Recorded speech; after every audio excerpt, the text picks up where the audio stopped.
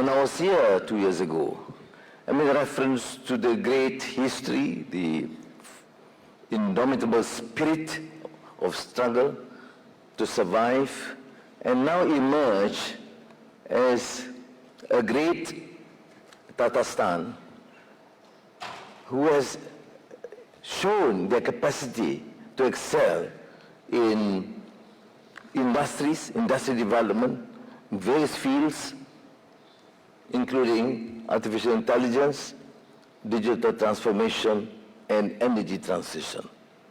But I cannot refrain meeting you here, the business community, focusing on business and trade, but at the same time remembering that you have emerged as a great city, great Tatarstan, with a great literary tradition. When I was here, I quoted the great poet Abdullah Tukay. For some from ASEAN, this is new, but then it is something very, very close to the hearts of the people of Tatarstan. Abdullah Tukay famously said, he's a great poet, poetry is the language of the soul, bridging generations and bringing joy to the hearts of people. Let me therefore preface my remarks today with a great quote from our beloved founder of Tatar literature and poetry, Abdullah Tukay. He said, "Only in serving the people do I admit true happiness."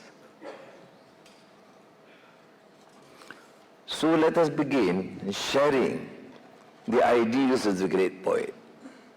What we attempt today through business dialogue, growing economic engagement, and a commitment to mutually benefit of society is critical, is required to benefit the welfare of the majority of our people. We are meeting today too in a situation reshaped by geopolitical tensions. The fact that my colleagues, the ASEAN leaders here, willing to meet and engage with President Vladimir Putin, this signifies our centrality and our preparedness to overcome these inherent prejudices and to focus on the development of our region and the international community.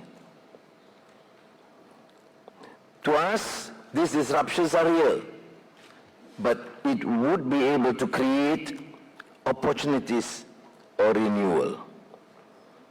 No country, no matter how huge or strong, can successfully navigate these challenges alone.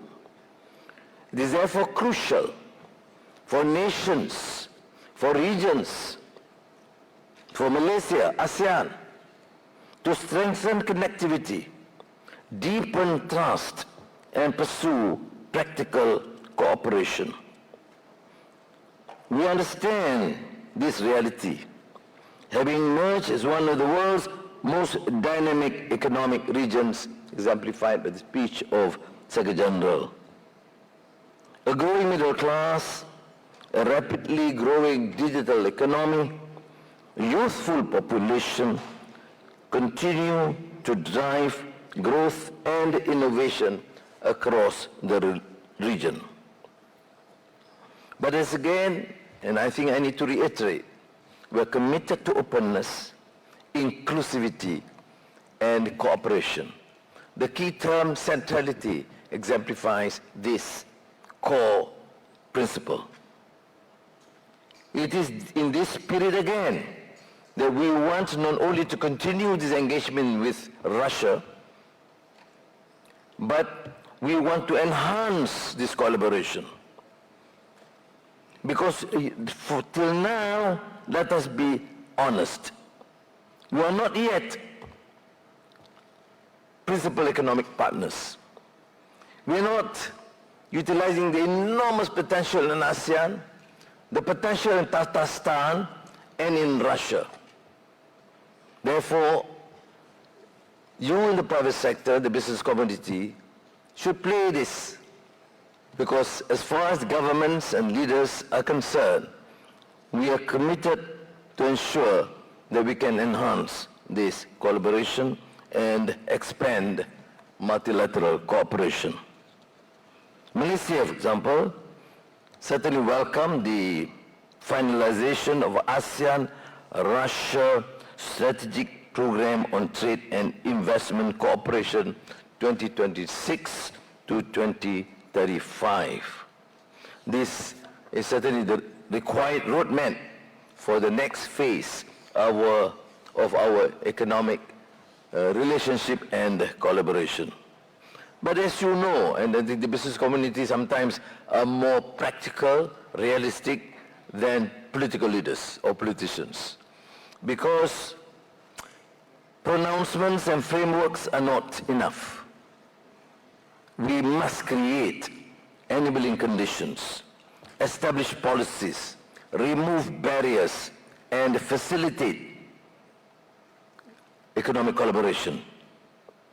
The forums today are therefore important because these are gatherings which are pivotal to create connections, partnership, and ideas that allow cooperation.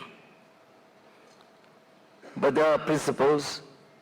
We represent a region, you represent a country that believe in rules-based international trading system. That's fundamental. Now, while resilience and economic security have become legitimate priorities, we must continue to express our strong reservations to attempts to erode openness and connectivity. Multilateral trading system remains an indispensable pillar of global prosperity. And we believe with this attitude and change and renewed commitment, ASEAN, Russia at this critical juncture can continue to express our views firmly, strongly for open trade, for collaboration in the interest of our regional development and the international community. It's not new. We have been engaging actively, ASEAN and Russia, for the last 35 years. And we have to renew this commitment, to expand this collaboration, seize the opportunities, particularly from emerging technological transformation and economic change. If we succeed, and I believe with your collaboration and commitment, we can, the next chapter of ASEAN-Russia relations will be defined not only by stronger economic ties, but a shared contribution to stability, resilience, and prosperity, and more so, the enormous contribution of Russian arts, culture, poetry, and literature, which we can share and which can benefit humankind. Thank you.